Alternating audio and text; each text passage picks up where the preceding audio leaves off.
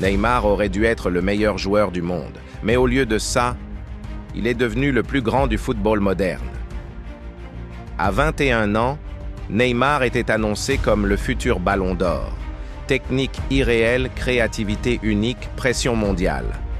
Alors une question se pose. Comment un talent aussi immense n'a-t-il pas pu dominer complètement le football? À Santos, Neymar était déjà différent.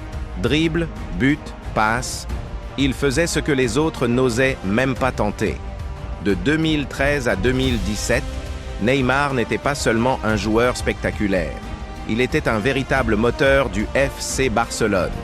En seulement 186 matchs officiels, il inscrit 105 buts et délivre 76 passes décisives, soit une contribution directe sur 181 buts en 4 saisons.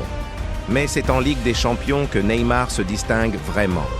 Lors de la campagne historique de 2014 à 2015, il dispute 10 matchs et marque 6 buts, dont des actions décisives en quart, demi et finale.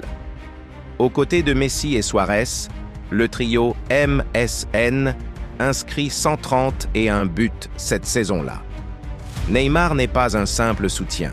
Il est décisif, clutch et le facteur X. Les statistiques ne mentent pas. Neymar était au sommet de son art. Et cette Ligue des Champions 2015 reste l'apogée de son passage au Barça. En 2017, Neymar prend la décision la plus risquée de sa carrière. Neymar quitte Barcelone pour le PSG avec un tout nouveau record, le transfert le plus cher de l'histoire du football. 222 millions d'euros. Neymar ne quitte pas Barcelone pour de l'argent, mais pour devenir enfin le numéro 1. Quand Neymar arrive au PSG, il n'est plus un talent prometteur. Il est l'homme à 222 millions d'euros.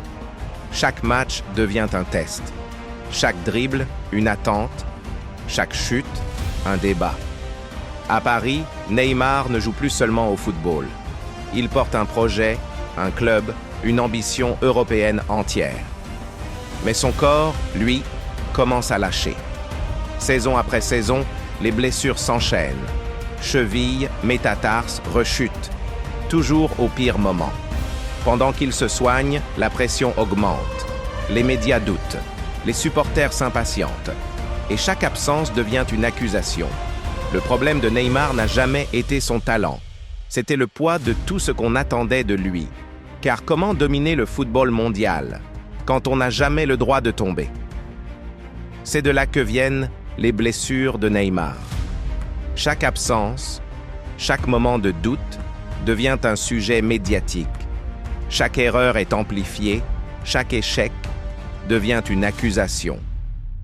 Et pourtant, à chaque retour, Neymar rappelle pourquoi il est l'un des plus grands talents de sa génération.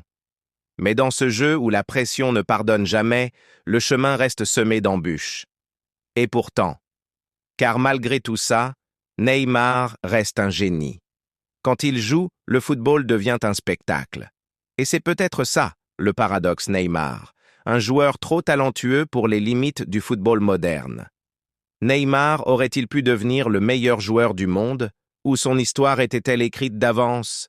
Dis-moi en commentaire ce que tu en penses. Abonne-toi si tu veux plus d'histoire et d'analyse sur le football.